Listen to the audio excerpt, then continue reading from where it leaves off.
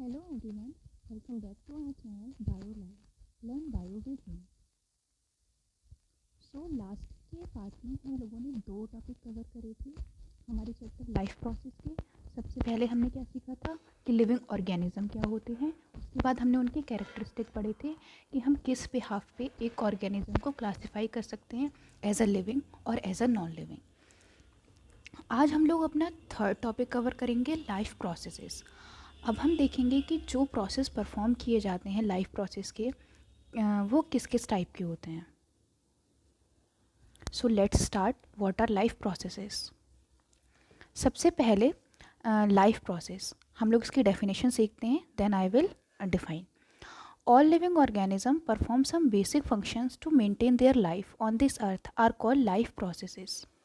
तो जितने भी लिविंग ऑर्गेनिज्म होते हैं, लिविंग ऑर्गेनिज्म मैंने पहले के पार्ट में पढ़ाए थे क्या होते हैं, उनके कुछ कैरेक्टरिस्टिक होते हैं, जैसे जो मूवमेंट करते हैं, जो लोकोमोशन करते हैं, जो रिप्रोडक्शन करते हैं, जो एक्सक्रीशन करते हैं या रेस्पायरेशन करते हैं, ग्रोथ करते हैं, वो सारे ऑर्गेनिज्म क्या कहलाते हैं, लिविंग ऑर्गेनिज्म। ठीक है, तो ये लिविंग ऑर्गेनिज्म कुछ बेसिक फंक्शन परफॉर्म करते हैं जिससे वो अपनी लाइफ को इस अर्थ पे मेंटेन कर सकें, अपनी लाइफ को चला सकें।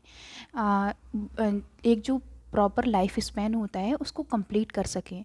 उसको कंप्लीट करने के लिए कुछ एक बेसिक फंक्शन उनको परफॉर्म करने पड़ते हैं जिनको हम क्या कहते हैं, लाइफ प्रोसेसेस। ठीक है, तो डेफिनेशन से ही समझ में आ रहा है कि ये कुछ ऐसे फंक्शन हैं जो लिविंग ऑर्गेनिज्म परफॉर्म करते हैं अपने लाइफ को मेंटेन रखने के लिए। ठीक है, अब एग्जाम्पल हैं जैसे nutrition, respiration, transport, excretion, control and coordination, growth, movement, reproduction. ये सारे के सारे एग्जाम्पल हैं लाइफ प्रोसेसेस के। आगे हम एक एक करके सारे टॉपिक्स को डीपली पढ़ेंगे कि न्यूट्रिशन किस हिसाब से करते हैं, रिस्पायरेशन किस तरह से करते हैं, ट्रांसपोर्ट किस तरह से करते हैं या एक्सक्रीशन किस तरह से करते हैं, control, coordination, growth, movement, reproduction किस किस तरह से लिविंग ऑर्गेनिज्म में होता है। सबसे पहले हम पढ़ते हैं न्यूट्रिशन। न्यूट्रिशन क्या है? Nutrition is a process of intake of nutrients by an organism as well as utilising it by the organism. ये एक प्रोसेस है। प्रोसेस मीन्स एक कह सकते हैं कि एक तरीका है। ठीक है, it is a process of intake of nutrients. Nutrients का इनटेक करना ऑर्गेनिज्म द्वारा और यूटिलाइज करना ऑर्गेनिज्म।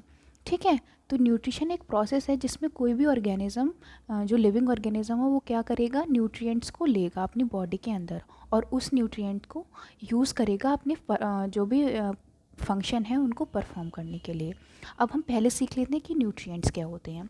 न्यूट्रिएंट्स क्या होते हैं? ये सब्सटेंस हैं। Nutrients as a substance which an organism take as a source of energy to perform various function. तो हम क्या है, न्यूट्रिएंट्स एक सब्सटेंस है, एक चीज़ है, एक सब्सटेंस है जो कोई भी ऑर्गेनिज्म लेता है as a source of energy to perform various function. अब वेरियस फंक्शन कौन है जो हमने पढ़े हैं, जैसे लाइफ प्रोसेसेस हम बता रहे हैं कि डाइजेशन हो गया या न्यूट्रिशन हो गया, एसिमिलेशन हो गया, ट्रांसपोर्टेशन हो गया, एक्सक्रीशन हो गया, रिप्रोडक्शन हो गया। इन सबको परफॉर्म करने के लिए उसे एनर्जी चाहिए। कोई भी काम है उसको करने के लिए हमें एनर्जी चाहिए, उसको परफॉर्म करने के लिए कुछ एनर्जी चाहिए बॉडी में। तो वो बॉडी में एनर्जी कहाँ से आएगी? न्यूट्रिएंट से आएगी, और न्यूट्रिएंट हमको बाहर से लेने पड़ेंगे बॉडी के अंदर, और ये as a source of energy हम लेंगे। तो वो सोर्स ऑफ एनर्जी है तो वो हमें क्या प्रोवाइड करेंगे, एनर्जी। ठीक है, और उस एनर्जी को हम यूज़ करेंगे अपने फंक्शंस को परफॉर्म करने के लिए। अब जैसे न्यूट्रिएंट्स के हम आगे टाइप पढ़ते हैं कि किस किस तरह से किस किस फॉर्म में हम न्यूट्रिएंट्स को ले सकते हैं। न्यूट्रिएंट्स बेसिकली हम किसके फूड की फॉर्म में लेते हैं। ठीक है, अब फूड जो हम खाते हैं उसमें मेनली जो, अब जैसे कोई भी एक थाली अगर हम एक टाइम पे खाएं तो हमें उसमें 4 चीज़ों का ध्यान देना चाहिए कि उसमें क्या होना चाहिए, कार्बोहाइड्रेट, उसमें प्रोटीन भी अमाउंट में होनी चाहिए, प्रॉपर अमाउंट में, फैट होना चाहिए और मिनरल और विटामिन्स होने चाहिए। ठीक है, तो अगर एक थाली में ये सारी चीज़ें एक बैलेंस अमाउंट में हैं तो हम उसको क्या कहेंगे, एक परफेक्ट थाली या परफेक्ट फूड। ठीक है, प्रॉपर न्यूट्रिशन। अगर इन सब में से, चारों में से किसी भी एक चीज़ की कमी है अगर, तो वो जो फूड है वो इनकम्प्लीट है। ठीक है। और ये जो कि किसी भी एक चीज़ की कमी हम लोग को उसकी डेफिशिएंसी, कि किसी भी कार्बोहाइड्रेट की डेफिशिएंसी हो गई, अगर प्रोटीन उसने सही अमाउंट में नहीं लिया तो प्रोटीन की डेफिशिएंसी हो गई, फैट नहीं लिया तो फैट की, या मिनरल्स या विटामिन्स की। ठीक है, हम लोग आए दिन देखते रहते हैं। तो सबसे पहला जो हमारा न्यूट्रिएंट होता है वो कार्बोहाइड्रेट टाइप का होता है, then protein, then fat, then minerals and vitamins. Carbohydrate जैसे चपाती, राइस, इन सारे फूड में कार्बोहाइड्रेट बहुत ज़्यादा अमाउंट में होता है। ठीक है, तो अगर हम चपाती खाते हैं, राइस खाते हैं, इस तरह के फूड प्रोडक्ट खाते हैं तो वो कार्बोहाइड्रेट रिच हैं। प्रोटीन रिच कौन होते हैं? जैसे पल्सेस, सारी दाल, एग, सोयाबीन, ये सारे जो फूड आइटम्स हैं ये प्रोटीन में रिच होते हैं। बाकी फ़ैट की बात करें तो ऑयल हो गया, घी हो गया, देसी घी हो गया, रिफाइंड, ट्रांस फैट्स, ये सारे कैसे हैं? फ़ैट में रिच होते हैं। मिनरल और विटामिन्स की बात करें तो ग्रीन वेजिटेबल, कर्ड, ये सारे मिनरल्स और विटामिन्स में रिच होते हैं। विटामिन में विटामिन ए, बी, ठीक है, B complex, vitamin C, vitamin D, vitamin E, vitamin A, vitamin B, C, D, ये सारे एग्जाम्पल हैं विटामिन्स के। ठीक है, तो हमें इस तरह के खाना है जो carbohydrate, protein, fats, mineral, vitamin, सारी चीज़ों में रिच हो। ठीक है, तो जो जो हम अपनी थाली को इस तरह से अरेंज करेंगे कि उसमें एक बैलेंस डाइट हो, इसी को हम क्या बोलते हैं? बैलेंस डाइट, कि उसमें सारी चीज़ें प्रॉपर अमाउंट में हैं। ठीक है, अब हम आगे बढ़ते हैं।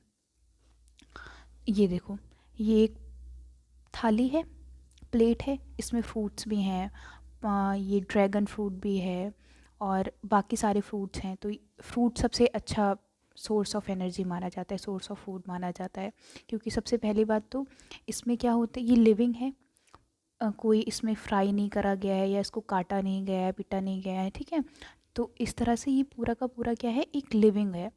ठीक, तो हमारे खाने का ये अगर बैलेंस डाइट हमें लेनी है तो LWPW, ये चार चीज़ें हमें फॉलो करनी होती हैं। पहला, L means living, W means water rich, P for plant waste and W for water waste. ठीक है, तो कोई भी चीज़ हम खाते हैं तो हमें ये चार बातों का ध्यान रखना चाहिए कि वो लिविंग होनी चाहिए, उनमें वाटर रिच होना चाहिए, वो प्लांट बेस्ड होनी चाहिए, एंड देन वो होलसम होनी चाहिए। मीन्स ऐसा नहीं फ्रेगमेंट्स में खा रहे हैं, वो होलसम होनी चाहिए। जैसे फ्रूट्स हो गए, ग्रीन वेजीज हो गई, ये सारे कैसे हैं? वाटर रिच हैं, प्लांट बेस्ड हैं, होलसम हैं। तो ये हमारे लिए और अच्छे हैं, हमें और अच्छे से वो न्यूट्रिशन प्रोवाइड करेंगे, बॉडी में कोई डेफिशिएंसी नहीं होने देंगे, डिजीज़ नहीं होने देंगे। ठीक है, इसी तरह से जैसे ग्रीन वेजीज हो गई, फ्रूट्स हो गए, वेजीज हो गई, और ये सारे के सारे जो भी फूड आइटम्स हैं ये हमारे लिए और हमारी हेल्थ के लिए बहुत बहुत बहुत अच्छे हैं। ठीक है,